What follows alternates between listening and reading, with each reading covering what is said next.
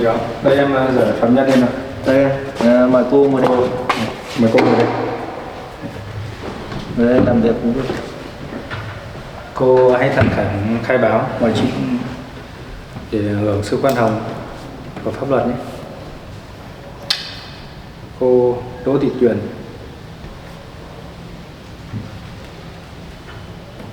Thì hôm qua là tòa đã xử lý vụ án của cô theo cái hồ sơ và cáo trạng của tòa.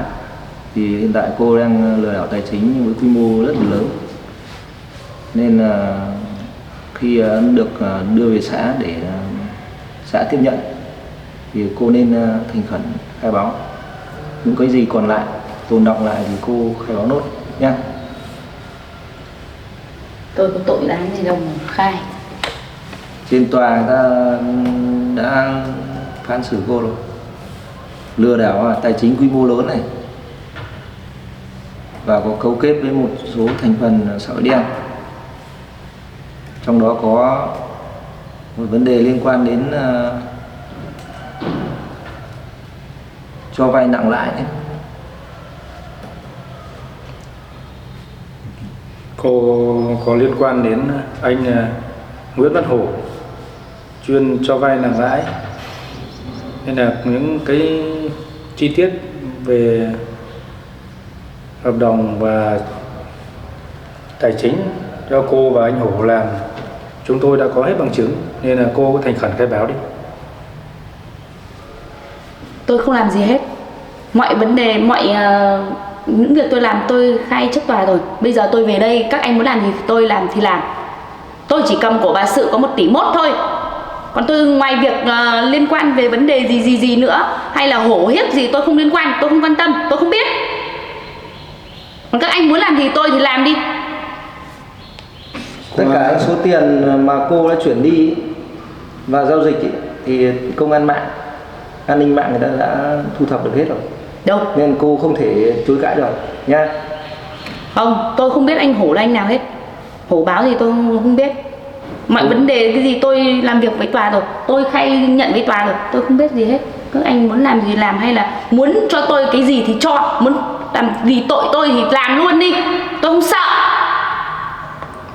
Cô không được ngoan cố vậy. Chúng tôi đang điều tra thêm cái vụ của anh Hổ là làm hợp đồng và cho vay nặng lãi để hòng chiếm đoạt tài sản của người dân. Nên là trên điện thoại của cô, chúng tôi đã tìm ra và biết anh chị đã liên hệ với nhau và đã giao dịch với nhau rất là nhiều cuộc điện thoại. Cô đã chỉ đạo tay Hổ để làm những hồ sơ nhằm chiếm đoạt những tài sản của người khác. Cô nên thành khẩn khai báo để hưởng khoan hồng của pháp luật. Tất cả các giao dịch đã có trên điện thoại của cô và an ninh mạng người ta đã sao chép hết ra. Đây, cô không đừng hòng chối tội.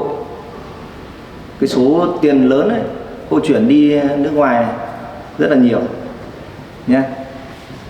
Phòng an ninh mạng người ta đã kiểm soát được trên cái điện thoại của cô. Giao dịch của cô đã có hết trên điện thoại này nhé. Không thể chối cãi được. Bây giờ giao dịch đều có hết rồi, nên là cô không thể chối cãi được. Cô nhận lỗi thì cô sẽ được hưởng sự khoan hồng của nhà nước. Vâng. Thế là tôi biết lỗi rồi. Các đồng chí làm gì thì làm, cho tôi được hưởng khoan hồng của pháp luật. Được rồi. Cô cứ thành khẩn thì cô sẽ được hưởng khoan hồng của nhà nước.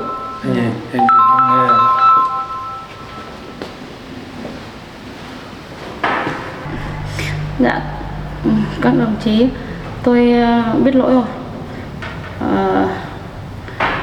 Thực ra là tôi chỉ làm vài vụ với anh Hổ thôi. Còn bây giờ... Thế còn những cái số tiền cô lừa gạt của nạn nhân thì thế nào? Bây giờ là các đồng chí xem xét cho tôi trả lại hết số tiền cho các nạn nhân đấy, trong đó có số tiền của bà Sự. Rồi các đồng chí cho tôi hưởng án phạt nhẹ nhẹ thôi ạ. Được rồi. Vâng. Cô hợp tác với như vậy thì chúng tôi sẽ cho cô hưởng sự khoan hồng nhà nước. Vâng. Đấy, rất là tốt. Ngay ban đầu cô cứ chối cãi không được, tại vì tòa án người ta xử rồi, Vâng. có hồ sơ vụ án có đầy đủ hết rồi, cô chối cãi. Vâng, tôi biết sai rồi. Đấy, những bằng chứng vậy cô nhận tội được thì tôi sẽ cho cô hưởng sự khoan hồng nhà nước nhé. Còn đồng chí Thảo, cô Tuyền đã nhận hết tội rồi. Thế anh lập biên bản, xong rồi báo cáo cấp trên để chúng ta kết thúc vụ án. Em đang Và cô Tuyền nhé, Dạ. cô tòa án gửi xuống văn bản xuống là cho cô trong vòng 1 tháng Vâng. hoàn trả tiền cho tất cả các nạn nhân, trong đó có bà Sự, mẹ của anh Thảo Vâng. nhá. Hai đồng chí ơi, khi nào tôi chuyển trả hết số tiền các người bị hại, các anh xem xét lại cho tôi ra tù sớm để tôi còn làm lại cuộc đời nhé. Được rồi. Dạ. cô nên thành khẩn từ trước thì đã được Anh Thảo chúng tôi ơi. đỡ vất vả. Anh Thảo ơi, anh Cô Tuyền, cô bỏ tay ra, chúng tôi đang làm nhiệm vụ. anh ơi, anh nể tình. Trước đây em với anh dù gì cũng là người tình xưa, nên là anh giúp em hưởng án treo anh nhé, để em về làm lại cuộc đời. Em biết lỗi rồi, em sẽ trả tiền mẹ anh. Cô nên thành thật như thế và đừng lợi dụng lòng tốt người khác. Vâng. Mình nên biết lừa những người khác mình sắp bị phạm tội như thế này, thì nên cô đừng bao giờ làm như thế nữa. Vâng. Hãy là một em người biết tốt, lỗi rồi. mình là một công dân tốt, hãy làm những việc tốt để mình đỡ phải vào những vòng lao lý này nữa. Vâng ạ, em biết rồi. Thế anh giúp em nhé, nói với cấp trên cho em hưởng án treo thôi. Pháp luật thì xử có tình có lý, nên là cô yên tâm trong vấn đề là về những hồ sơ của cô. Nếu cô Tuyền ạ, phạm cô Tuyền tội ạ, thì cô phạm tội đến đâu thì nhà nước sẽ có xử tội cô đến đấy. Vâng. Cô sẽ được hưởng khoan hồng thì sẽ sớm trở về với gia đình, Vâng. sớm trở về với xã hội. Thì cứ cô thành khẩn như thế là tốt. Dạ. Nên tôi cũng mong cô sớm hoàn thành được cái. Cô cứ chịu khó cải tạo tốt, cô sẽ sớm được hưởng ân xá của nhà nước và sẽ sớm trở về với cộng đồng, hòa nhập với lại xã hội. Cô cứ vào trong cải tạo tốt là sẽ sớm được hưởng khoan hồng thôi.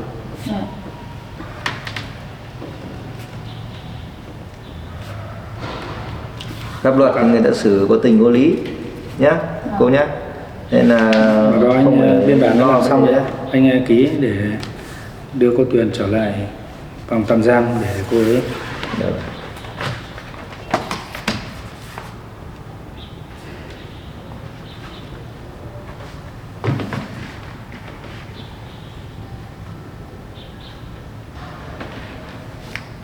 Đây, xong rồi cậu gửi cái bản báo cáo này lên cho sếp nhé.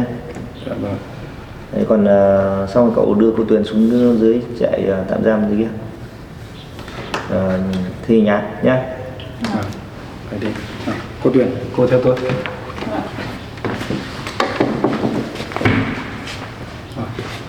Cô xuống phòng tạm giam rồi, người ta sẽ đưa cô về trại tạm giam để cô thi hành án nhé.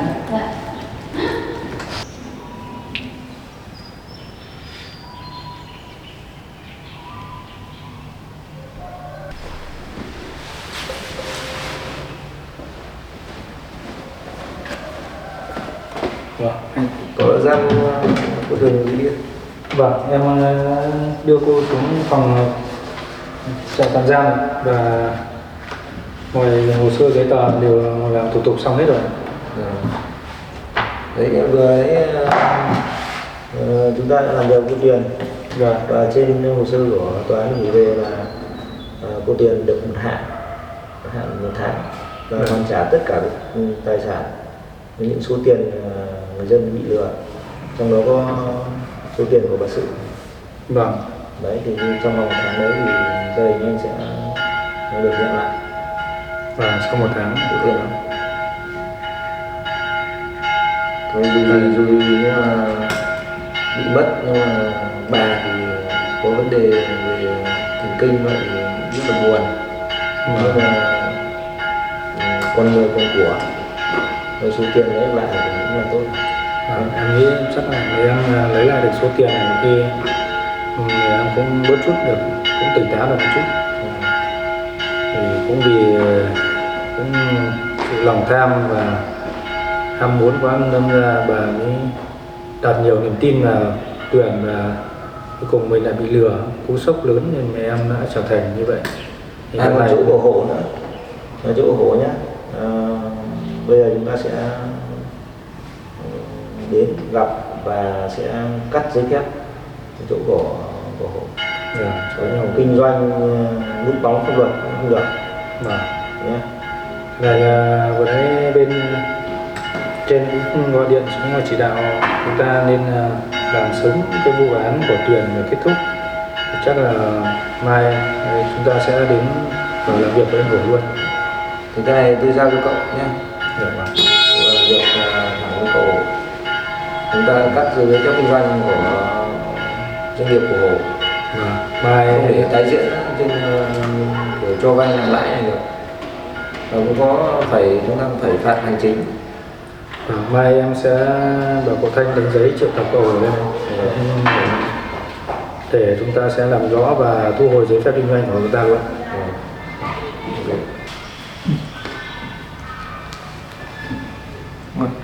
Anh cũng đến giờ nghỉ ạ. Anh em mình nghỉ đi anh. Cậu phải chơi, tôi tí lên họp với sếp khoảng 15 20 phút. Nghe lên trên phòng họp anh. Có cuộc họp nữa. Vâng, vậy em về trước nhé. Rồi, tôi chúc mừng gia đình cậu nhé. Vâng, em cảm ơn anh nhé. Đây về chăm sóc bà cho chu đáo để bà tỉnh táo trở lại nhé. Vâng, nếu em đợt này uống thuốc cũng đỡ nhiều đấy nhỉ. Rồi. Thế đâu đây đấy. Rồi, chào cậu.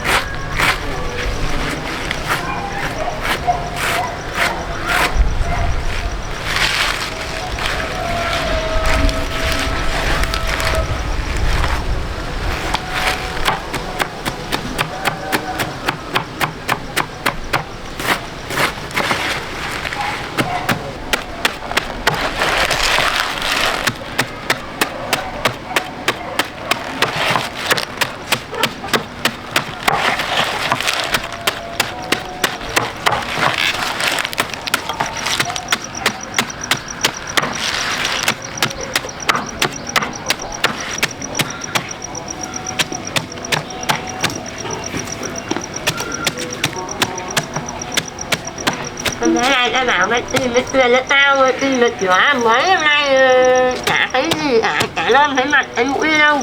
Mày lại tìm được cái tiền cho tao chưa? Tìm thấy ở đâu về chữa? Mấy hôm nay chả thấy gì. Mày mang cái gì mớ bản này mày nấu cho tao ăn à? Mày đừng có liên mày nấu tao ăn hay đâu, tao bảo mày thịt gà tao mày đã thịt chưa? Thịt cho tao con gà tao ăn, tao thèm thịt lắm rồi. Nấu cái này tao đổ đi cho đấy, tao không ăn đâu.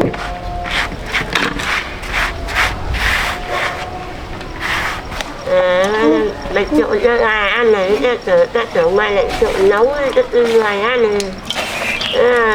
Mất với tao mấy hôm mà tìm mấy lần này cho tao mà không thấy thì cho tao con gà tao ăn đi. Đi tìm mấy lần này đây, hứa rồi mà không thấy gì.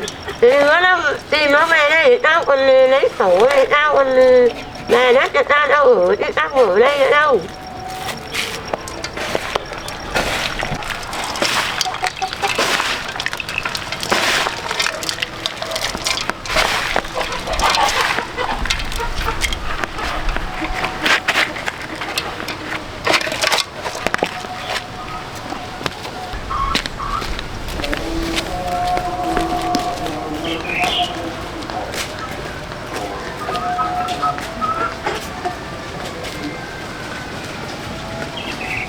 Bán cho tao con gà, thịt cho tao con gà tao ăn đấy mà gà tao ăn thế này rồi lại bảo là chưa thịt được đây, bán cho tao con to nhất đấy, thịt cho tao con to nhất để tao ăn.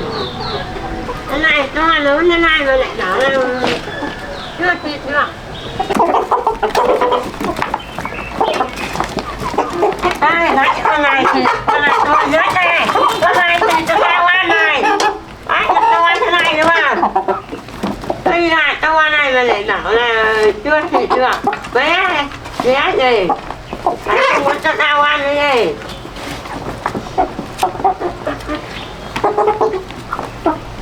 Ăn này.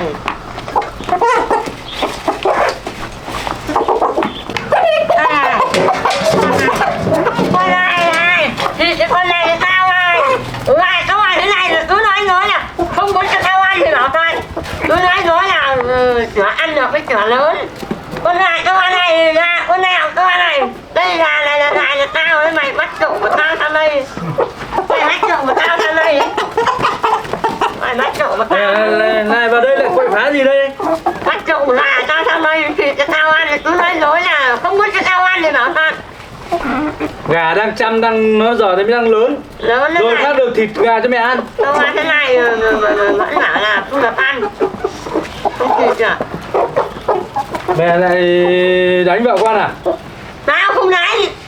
Tao mổ cho này để mà bảo thịt gà tao ăn. Thôi mẹ đi vào đi, rồi khắc thịt gà cho mẹ ăn. Nói gà này. Cứ điên dở ra đây làm cái gì? Chúng mày bắt trộm của tao đấy.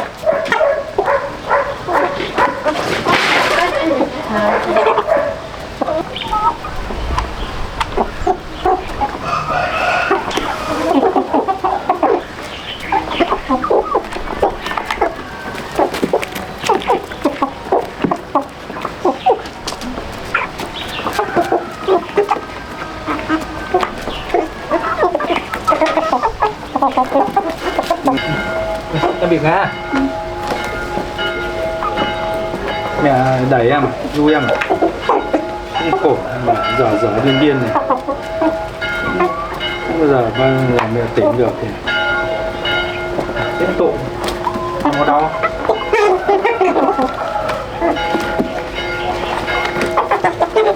Bà đang lớn nhanh đấy.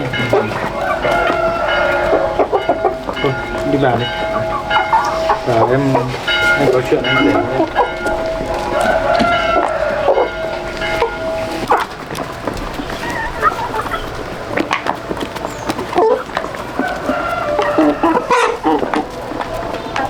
Con đã bảo mẹ ở trong nhà, ngồi ở trong nhà nghỉ ngơi.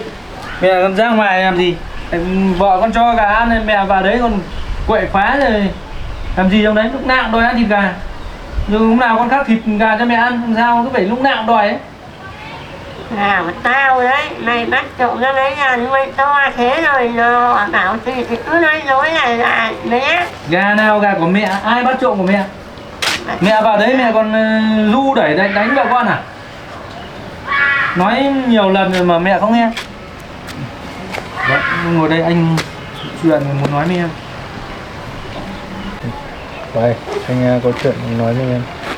Hôm nay ở trên cơ quan Tuyền nó nhận được sự phán quyết của tòa rồi. Nó phải trả lại hết các tài sản của những người nó lừa. Trong đấy có của mẹ mình. Nó chắc tầm trong vòng tháng tới này, nó sẽ trả được. Thì mình sẽ lấy tiền đấy, lấy lại được tiền. Còn cái hổ thì cơ quan anh cũng đưa giấy triệu tập hắn rồi. Thời gian vừa rồi là hắn cũng cho vay nặng lãi, không phải cái số tháng vừa rồi mà vợ chồng mình trả là họ lấy theo lãi ngân hàng, còn tháng trước là họ đã tính lãi rất cao với mẹ. Thế này đợt này mình sẽ tính là truy thu lại hết cái số lãi mà hắn đã tính giá cao với mẹ. Mình sẽ sớm lấy lại được tiền. Cái Tuyền thì đi tù. Con nào con tìm lấy Tuyền đâu? Tuyền ở mẹ đâu? Tuyền ở mẹ đâu?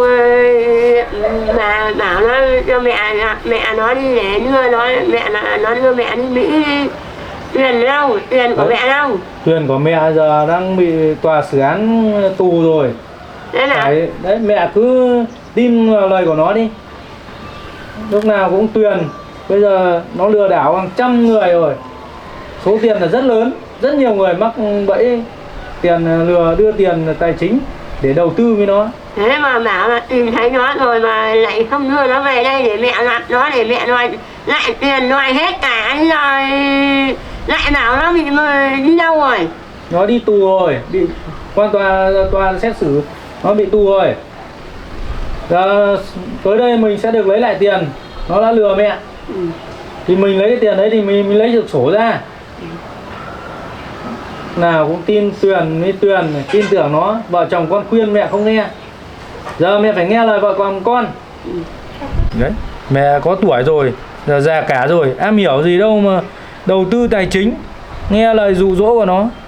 Mẹ biết là sai. Bao nhiêu người cũng mắc lỗi như mẹ. Mẹ biết là sai. May mà cơ quan pháp luật giờ đã bắt được nó rồi, phán quyết thì nó mới trả lại được tiền, thì mình mới thu hồi được tiền. Không thì nó trốn đi rồi cũng mất trắng hết. Mẹ biết là sai, là không làm nào được.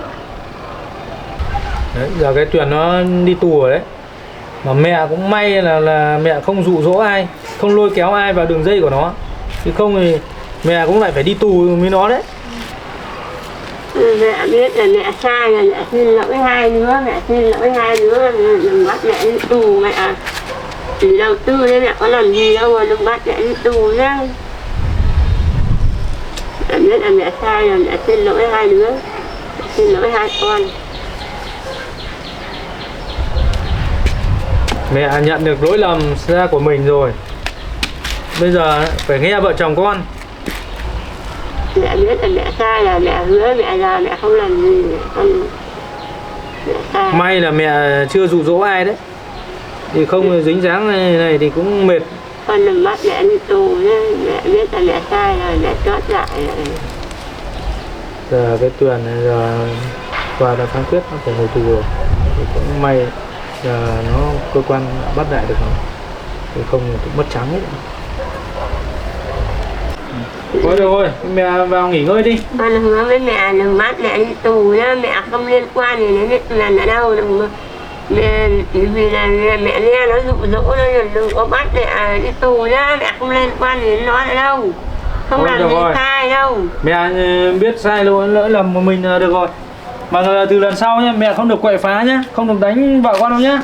Cho con không để cho mẹ yên đâu nhá. Con đấy. Ôi em đi nấu cơm, anh đưa về.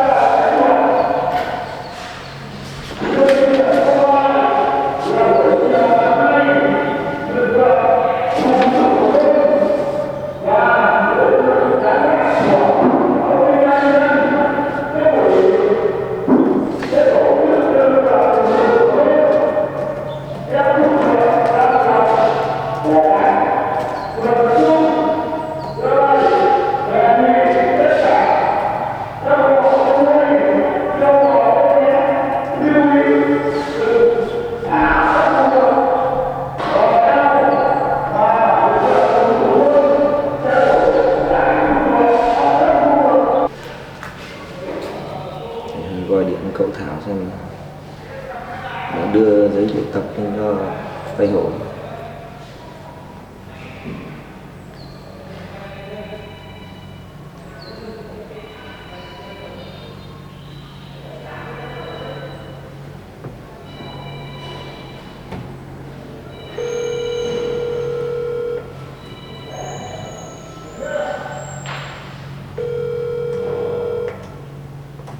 Alo, đồng chí Thảo à? Dạ vâng. Cậu đã đưa giấy triệu tập cho Tây Hổ chưa nhỉ? Vâng, em đã đưa giấy mời và giấy triệu tập cho anh Nguyễn Văn Phổ rồi. Anh ta đăng lên rồi anh. Đăng lên à? Đưa cả một đàn em của Hổ nữa nhá. Hôm vào nhà cậu thấy Vâng, em đưa giấy triệu tập tất cả Tây Hổ và đàn em của hắn. Hiện nay vâng. Với cả cậu đưa cả bà lên nhá để làm đối chứng nhé. Vâng, em đang chở người em lên này. Được rồi. Chắc là trong vài phút nữa là em lên đến nơi rồi anh. Nhé. Chào cậu. Vâng, ok anh. Dạ.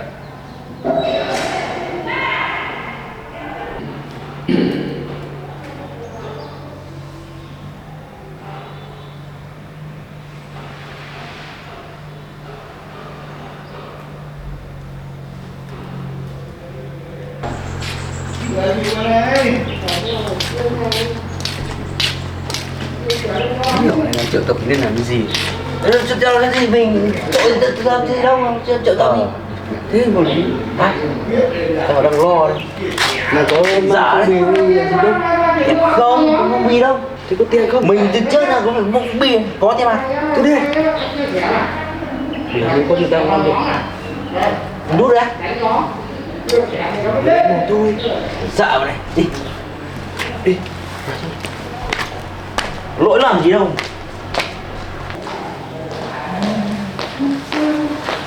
Em chào cán bộ. Cán bộ triệu tập cái có việc gì nhỉ? Chào đây nhá. Rồi, ngồi. Hôm nay là có vấn đề liên quan đến cơ sở kinh doanh cậu. Vấn đề gì anh? Cơ sở kinh doanh cậu đang cho vay nặng lãi. Anh đó có thì giấy nào phép kinh doanh nhưng mà núp bóng pháp luật. Sếp nói gì nào chứ bọn em làm việc, bọn em có giấy phép kinh doanh hẳn hoi. Bọn anh đã ký cho em làm việc đàng hoàng rồi, làm những chuyện làm việc có vấn đề. Anh kiểm tra lại đi. Cậu vào đây thì vào cơ quan công an thì thứ nhất là tác phong làm việc cũng phải chỉn chu. Rồi Cậu ngồi hoàng à? Còn cậu bỏ kính nhé. Xin lỗi anh. Bỏ kính bỏ mũ ra. Ngồi đàng hoàng nhé. Đây cơ quan công an chứ không phải là ở chợ mà cậu ăn nói và cái tác phong làm việc như thế không được. Rồi ok anh. Tất nhiên là các cậu làm việc xin giấy phép kinh doanh là đúng là theo pháp luật. Thế nhưng mà đang có một số vấn đề là liên quan đến cái cơ sở kinh doanh của cậu là núp bóng pháp luật, cho vay nặng lãi. Đấy, nếu có vấn đề gì anh cứ chỉ rõ ra. Được rồi, sẽ có, tại vì là hôm nay tôi sẽ có đủ nhân chứng, vật chứng, hồ sơ có đủ đây, tôi có hồ sơ đây rồi nhé. Đợi cậu Thảo đến đây tôi làm việc. Hai cậu chưa rồi mà em không có thời gian, chúng tôi không có nhiều thời gian đâu. Lên đây phải đã gọi lên đây rồi, các cậu phải thực thi theo pháp luật, các cậu phải có thời gian làm việc với tôi. Các cậu làm cơ sở kinh doanh, các cậu vội vàng làm ăn thì phi pháp. Anh nói thế nào anh cứ đưa ra bằng chứng đấy, không thể kết luận vội vàng là phi pháp hay gì cả. Đây hồ sơ của Sếp cứ làm việc cứ một chiều, làm việc thì phải có bằng chứng. Đấy, vào cơ quan hôm nay làm việc, anh Thái triệu tập cả tay hổ lên để làm việc với mẹ đấy. Thì chúng ta sẽ lấy lại sổ đỏ nhé.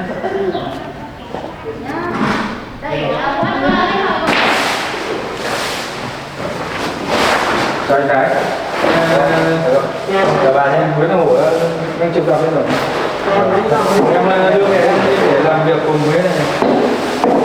Với anh con này. Nhìn bao ngày bây giờ đây là một nạn nhân đã có cho bà vay có tiền đúng không? đúng rồi, con mụ này nợ tiền tôi, chính xác. Mà cho đến bây giờ chưa trả. Có tiền trả thôi nhá. Ở cơ quan công an các cậu xưng hô cho nó phải khác nhé. Bà ra này là nợ tiền của tôi, bà cắm sổ đỏ vào vay của tôi hơn tỷ, mà đến ngày trả lãi trả gốc trốn. Bây giờ là trả điên trả cùng. Tôi đề nghị thu hồi giấy phép kinh doanh của anh Nguyễn Đắc Hổ đây. Và em trên và chuyển xuống. Ở đây trả hết con nợ hai thằng này nó lừa mẹ nó lấy nặng lãi đấy, nó lừa lọc mẹ nó bắt mẹ nó phải trả lãi nặng gấp mấy lần, gấp 3, gấp 4 lần đấy. Ô cái bà này bà cắm sổ lên nhà tôi, bà đồng ý với lãi suất như thế rồi bây giờ lại bà lại bảo nặng lãi này nào? Cái bà này nhưng mà đồng ý là lãi suất, cho vay là có lãi suất. bên cho vay và bên vay đã thỏa thuận với nhau rồi, giờ bảo nặng lãi này nào nhỉ? Thỏa thuận nhưng các cậu làm sai quy trình của ngân hàng. Bây giờ ngân hàng người ta lãi bây giờ cũng 0,9 thôi. Các cậu cho vay hơn 3 phẩy không là sai pháp luật nhá. Thứ nhất là đây có nhân chứng, đây là bà Sự, là tức là mẹ của anh Thảo đây, và còn một số người nữa người ta có đơn ở đây rồi. Đấy. Và thứ hai nữa là cái chỗ của cô Tuyền. Cậu biết cô Tuyền chứ? Tuyền nào nhỉ? Cô Tuyền mà làm đầu tư tài chính, chúng tôi có hết thông tin của cô ấy, và cô đã khai nhận ngày hôm qua trên tòa rồi. Đâu rồi? Nó chết mẹ rồi, ra vào Tuyền đi nước ngoài rồi. Em biết đủ được cái đấy, không tin đấy từ đâu. Đi đâu nữa lại giờ bị bắt rồi sao? Thì tao nuôi mày bây giờ bao nhiêu ngày thế mày không nắm thông tin, mày chả báo gì tao là nào? Thì giờ làm em. Tới đấy đi, làm việc luôn đi. Bao người đây. Thì nó tính. Cái thằng Hổ là hai thằng này là khổ tao. Mình lừa tao mà không là khổ tao à? Đấy, mẹ cứ bình tĩnh. Bà vay tiền để pháp luật người ta mình không có làm việc tiền bà vay bà không trả, bà trả tiền tôi trả sổ cho bà. Mày lừa tao à? Cậu bình tĩnh. Bà cứ bình tĩnh để cho con làm việc. Ngồi đi bà. Tất cả nhá, bây giờ tôi nói đồng chí Hổ như này nhá. Bây giờ tất cả hồ sơ đã có trong này. Đây, thứ nhất là chỗ của cô Tuyền này, đây là bác. Và cô đã có lời khai hết trong này nhé. mày biết chữ đâu nhỉ? Anh xem này. Đã có lời khai trong này. Và thứ hai nữa là chỗ bà Sự và một vài nạn nhân khác là đang kiện anh về tội cho vay nặng lãi quá lãi suất của ngân hàng nhé.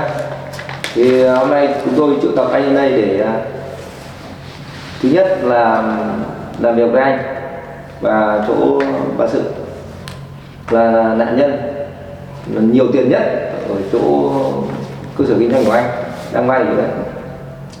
Rồi thì bây giờ anh giải quyết thì lãi ngân hàng ba cắm tính tiền gần hơn 3 phẩy. So với cái ngân hàng anh gấp mấy %. Mà hôm anh xuống thu lãi anh bảo là thu lãi ngân hàng. Trên giấy tờ mẹ tôi đã thanh toán cho anh 2 tháng đầu tiên là trên 3 phẩy. Lãi rất cao. Và anh cho vay là thỏa thuận của hai bên. Anh lợi dụng mẹ tôi già cả mà anh là thỏa thuận. lợi dụng là tôi già cả không biết giấy tờ và tài chính như thế nào, anh đã đưa mẹ tôi ký giấy tờ không phù hợp với lại. Bây giờ hướng giải quyết của anh như nào?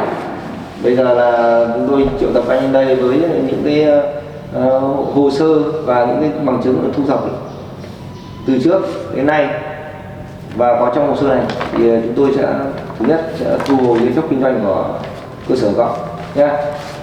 Anh sẽ bị thu hồi giấy phép kinh doanh. Thì chúng tôi làm ăn gì bây giờ? Và thứ hai nữa là các anh đã đe dọa đến người nạn nhân của cậu cho vay. Bằng chứng đâu? Đây bằng chứng là bà Sự đây. Bà còn nguyên vẹn này chúng tôi đe dọa đi đọc bà khi nào? Đe dọa bà bao giờ? Là đe dọa có anh Thảo đây về bà có cái chuyện với hôm trước tôi về hai người đã đưa người. Hôm trước các anh đã đưa người đến nhà tôi để quấy rối vợ chồng tôi, đe dọa vợ tôi bắt phải trả lãi cho anh chị. Các anh đã ép vợ tôi phải trả nợ cho mẹ tôi, mà mẹ tôi là người đứng ra thỏa thuận vay lại với các anh, mà các anh lại đưa người đến gia đình nhà tôi để quấy phá gia đình nhà tôi. Thế có phải là các anh gây rối mất trật tự không? Anh ơi, anh xem thế nào chứ bây giờ thui ra kinh doanh anh chết. Mẹ dưới em bẫy lần em còn mẹ già con Thằng này, anh lại làm được hai thằng này ra làm hết tiền. Cậu này cất đi, cất số tiền đi nhá, cậu không được làm gì. Tôi nói cậu này, đây nếu ít thì em đưa thêm. Anh cậu, tôi nói cậu này, cậu vui lòng cầm lại nhá, không được. Cậu vậy. Thôi mẹ ngồi xuống, mẹ bình tĩnh. Cậu không được làm thế. em để đây nhé. Cậu biết đây đang ở đâu không? Đang cơ quan công an nhé. Cậu nhé, hành vi đút luận tại nơi công an là không được nhé. Tôi cấm chỉ cậu làm những việc đấy nhé. Ok anh, ok sếp.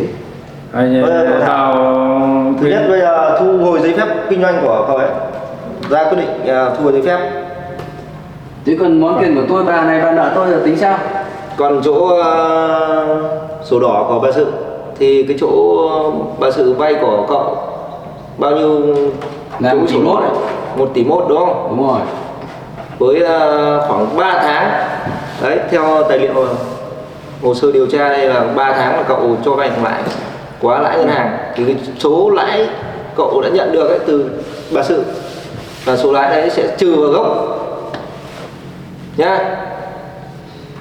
Thì còn lại bao nhiêu thì gia đình anh Thảo và Sự là giao trả cho cậu Hổ này. Vâng. Để lấy lại sổ và chúng ta đưa anh em xuống dưới nhà của Hổ này để thu hồi giấy phép, đọc lệnh thu hồi giấy phép và tháo biển bảng tất cả các thứ nhé. Vâng. Rồi sau em triển khai luôn anh. Được rồi. Bảo cậu Thanh và cậu Quyết là chúng ta đều xuống dưới để làm việc luôn. Đây là đây công văn để thu hồi giấy phép kinh doanh của anh Nguyễn Văn Hổ đấy. đây nhá. Không lồng lãi là mấy tháng rồi. Cậu vui lòng đọc. Tí nữa sẽ có người xuống dưới là dỡ biển bảng và đọc lệnh thu hồi giấy phép dưới chỗ cơ sở kinh doanh của cậu nhé. Cướp rồi. Chết rồi. Thì thu hết rồi. Nó thu hồi hết giấy phép kinh doanh rồi. Thế còn đâu một đường làm ăn nữa. Hàng chục thằng em mẹ vô công rồi nghề. Không nghề không ngưỡng gì. Thế rồi. Cả mày đấy chết đói thì con ạ. Cả tao nữa này. Cái gì mà sống bây giờ. Tiền tiêu dụng hết thôi. Con bộ tuyển này tự nhiên đâu là Đây anh Thảo nhé. Thì bây giờ phải làm sao anh? Đưa anh em xuống lấy còn trên kia cái thằng chỗ cơ sở kinh doanh của Hổ để thu hồi giấy phép kinh doanh, tháo tất cả bảng biển tiền nó thiếu dưới cơ sở kinh doanh và thu hồi tất cả những cái tài sản liên quan đến kinh doanh làm trăm cái còn được nhé. cho thu thập. Và thứ hai nữa là mày cái đi theo bản tao phạt tao bị chết đói đâu. Ok. hành chính ở chỗ Tao giả vờ nó đi thôi nhé, phạt hành chính. Vâng, đây rồi. bây giờ đi anh nhỉ. Được rồi, xong rồi đây anh Thảo nhé. Xong anh ấy, em sẽ bảo anh Thành và anh Thanh xuống Rồi. cùng làm việc luôn. Và đây tôi bàn giao cậu chỗ đấy nhé. Vâng, anh in cái lệnh Được rồi. Đây thu tôi- giấy phép kinh doanh của anh Hổ nhé, Rồi. cùng cái bản phạt luôn, phạt hành chính luôn. Rồi. Là xếp tôi thoải mái đi. Không vướng. Cậu làm đúng thì không sao cả, nhưng mà đây là cậu kinh doanh dưới hình thức núp bóng pháp luật này là không là sai, nên là chúng tôi phải xử lý nhé. Ok anh. Vâng. Cái này chúng ta sẽ làm trọng tâm về mấy cái cho vay tài chính ở xã thôn bên nữa anh. Rồi. Cũng tình trạng là cũng cho vay nặng lãi này, bà con đơn khiếu nại lên mấy người lên trên này rồi anh, Rồi. để giải quyết. Còn vài cơ sở nữa thì chúng ta xử lý nốt nhé. Và giải quyết dứt điểm, không để tình trạng này kéo dài nữa anh. Được rồi, Đi anh em đi anh em. anh đưa mấy anh em xuống dưới, còn đâu bà cứ để đây tôi làm việc với bà. Vâng, Người- coi là người ra đây. Xong rồi cái giấy phép thu hồi giấy phép, lệnh thu hồi giấy phép. Thế rồi bọn tôi đi chưa? Mời hai cậu Đi đi. về cơ sở kinh doanh của cậu để làm việc. Tiếp. Sợ con mụ này chơi mình quả đau quá. Đấy, mẹ cứ đây nhé, anh làm việc anh Thắng, còn đi thu hồi làm việc.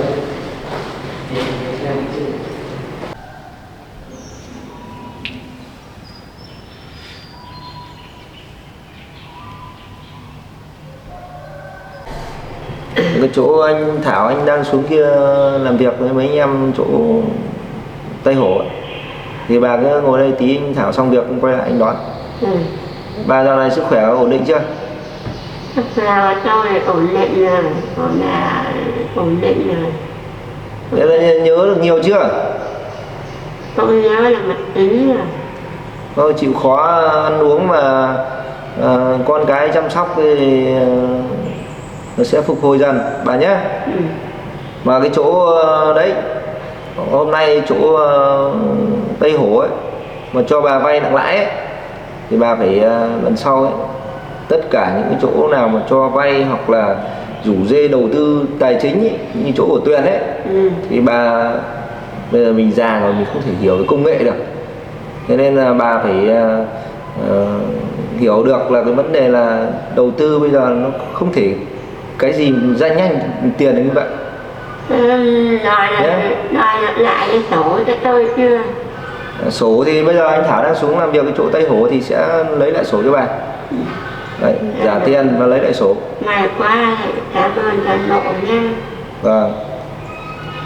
Bà cũng già cả rồi thôi, con cái nó lo cho.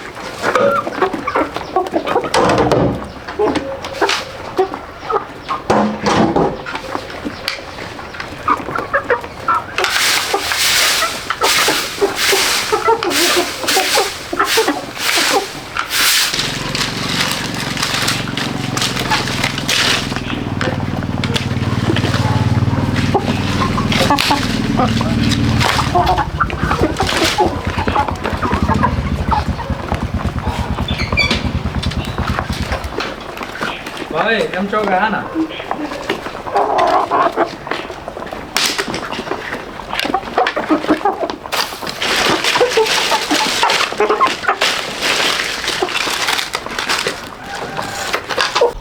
Đây, mẹ cứ vào trong nhà nghỉ ngơi đi nhá. Con xem vợ con đang làm gì ấy. Cho gà này, con giúp vợ con chút việc nhé. Vợ ơi, con đang cho gà ăn à? Ăn xong chưa?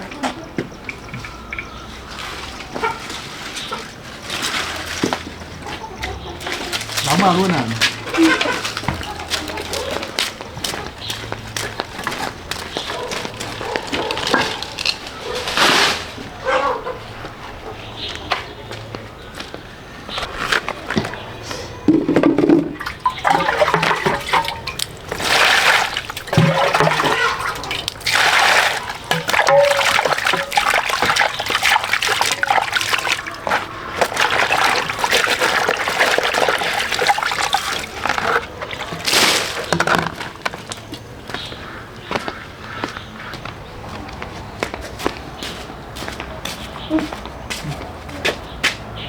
Công việc ổn đấy, anh lấy lại sổ đỏ.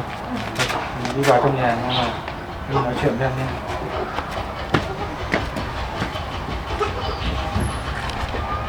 Em ơi. Em sổ đỏ tao đâu? Này, Được chưa?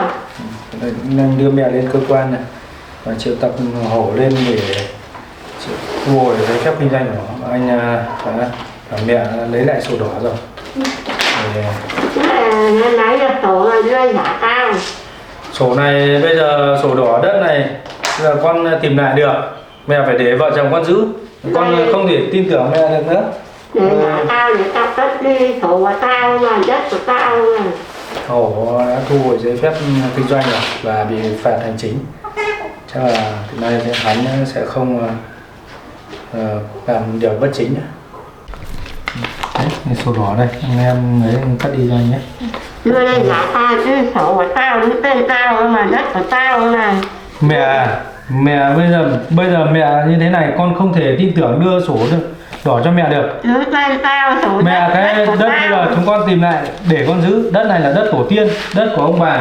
Mẹ đã không làm tròn được trách nhiệm, mẹ đã mang đi cắm nên bây giờ sổ này để con giữ. Đứng tên tao là đất tài sản của tao hết đấy. Chúng mày không có quyền đâu. Đưa trả tao đây. Vợ, hôm nay anh cũng đưa mẹ lên để đối chất với thằng Hổ. Thì trên cơ quan họ đối chất và Hổ đã nhận tội. Và cái số lãi tháng trước thì đã được khấu trừ vào tiền gốc. Nên là mình chỉ phải chi trả hơn 1 tỷ thôi. Mày đưa đây tao cất đi, trả tao. Cái này để con giữ, mẹ không được giữ nữa. Anh cũng các anh em cũng cơ quan cũng xuống cơ sở của Hổ và đã thu hồi lại hết giấy phép kinh doanh và tháo hết biển hiệu kinh doanh của hắn. Thì bây giờ em đi cắt cái sổ này đi cho anh nhé, không để mẹ giữ nữa. Em cứ cắt đi sổ. Đưa đây trả tao, tao cất đi, của tao đấy, những tên tao, tài sản của tao hết rồi, những mày không có quyền cất đi đâu. Trả tao. Mẹ vẫn chưa tỉnh ngộ à? Mẹ đã làm mất cái sổ này rồi. Đây, cái sổ này là do vợ chồng con vay mượn bạn bè, anh em để chuộc cái sổ này ra đấy. Bao giờ con nhắm mắt bắt nghỉ, chúng mày nó có quyền đi trả tao đây. Trả tao. Mẹ đã làm mất cái sổ này rồi, một lần rồi. Thì bây giờ cái Tuyền nó đi tù rồi nhưng mà mẹ đã lấy lại được tiền đâu. Mà tiền này là tiền do vợ chồng con vay mượn, anh em bạn bè đấy. Mẹ làm sao giờ mẹ không còn quyền nào để giữ cái sổ này nữa. Để giờ mẹ cầm rồi mẹ lại mang lên mẹ cắm, mẹ làm mất thì làm thế nào? Chúng mày chỉ láo mẹ này đấy là đưa đây trả tao để tao cất vào tủ. Cất đi. Sổ này bây giờ con không đưa cho mẹ nữa. Đưa đây. Nhanh, chúng mày không có quyền giữ đâu. Cái sổ này bây giờ con tạm giữ cái sổ này, con không thể đưa cho mẹ được. Khi nào mẹ tỉnh táo, mẹ không xảy ra những cái lỗi lầm gì nữa thì con mới đưa được cho mẹ. Sổ này của tao ấy, chúng mày không được bố láo đi làm đòi cách gì của tao thế nào được. Chúng mày là con, chúng mày không được phép cầm sổ. Sổ của mẹ, nhưng mà cái tiền chúng con phải chi trả để giả để lấy lại cái sổ này. Đấy, chúng con phải vay mượn bạn bè Rồi cậu Tuấn ấy mấy trăm triệu ấy. Tao không biết, nó trả sổ tao. Bây giờ con phải giữ cái sổ này, khi nào mẹ đủ tỉnh táo thì con sẽ đưa cho mẹ. Thì em cứ Tài sản của tao đấy, trả tao đây. Mai tao nhắm mắt thì lấy nào là của chúng mày. giờ con đưa cho mẹ thì mẹ lại làm mất lần nữa thì làm thế nào? Con giờ không thể tin tưởng được mẹ nữa. Tao không biết. Lấy trả cái tiền của tao đâu rồi? Tiền đâu? Sổ lấy tiền này, lấy sổ ra, lấy tiền đâu? Tiền của tao đâu? Sổ đâu? Tiền nào làm gì có tiền nào mà mẹ bảo tiền đấy con mới trả nợ để lấy về này tiền đâu? Là nó trả tao cái này tiền đấy. Tuyền bây giờ nó đang ngồi tù, còn phải chờ 1 tháng nữa nó mới hoàn tất được thủ tục. Nhà nước thì bắt đầu mới lấy được lại được tiền chứ. Có lấy được tiền đâu. Chúng mày có lừa tao đấy, tao không biết cái việc ấy. Mà sau này cái Tuyền nó trả tiền mẹ, khi lấy được lại tiền ấy mẹ phải trả cho con ấy, đưa cho chúng con để chúng con chi trả các cậu Tuấn này, rồi anh em bạn bè con này nó vay mượn để trả lại cái sổ này. Mẹ không thể ấy được, không thể giữ được cái sổ này nữa. Tao hết đấy, chấn chưa.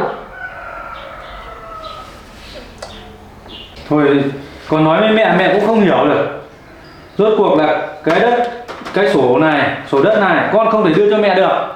Khi nào mẹ tỉnh táo con đưa cho mẹ. Còn nay khi cái Tuyền nó trả tiền, mẹ phải đưa cho chúng con để chúng con trả nợ. Thì thế thôi. Tiền Thôi của em tao, cắt sổ đi. tiền của tao là của tao. Chúng mày không trả tao không đưa tao cắt đi. Thôi mày cứ cắt đi. Tao cắt có cắt. Giờ đầu óc có tỉnh táo được đâu mà đòi giữ sổ. Rồi tao cắt có cắt. Mẹ đã nhớ nhà mình ở đâu chưa? Nhà của tao ở đây chứ ở đâu á? Sổ đất thì nhà ở đây chứ ở đâu? Thế mà mẹ đã đòi giữ sổ rồi. Nhà ở đâu cũng không biết. Nhà này là nhà con mua của lại của bác ấy. Nhà mình ở làng bên ấy mà. Tao chỉ biết nhà tao ở đây thôi. Đất của tao ở đây. Đầu óc còn chưa tỉnh táo, lúc nào đòi sổ mới siếc, rồi cầm rồi lại mất. Có đâu rồi, thế đất thì đất ở đây rồi, nhà ở đây rồi, thế thì đây ở đây không phải suy nghĩ gì nữa. Mẹ chỉ cần việc ăn uống thôi, nghỉ dưỡng, nghỉ ngơi cho nó khỏe. Giấu của tao đi rồi. Rồi sau này chúng con sẽ đưa sổ cho mẹ. Tao rồi tao kéo cắt, mày cứ cắt đi. Thôi mẹ nằm nghỉ đi, vợ chồng con ra kia làm việc, tưới rau, trồng ấy đống rau, chuẩn bị thu hoạch rồi. Cứ đi cắt đi rồi tao kéo cắt. Nhưng mày sổ của tao này tiền nó trả tao 1 tao đây tiền, cái này sổ của tao, đất của tao hết, tiền của tao thoải mái yêu thoải mái.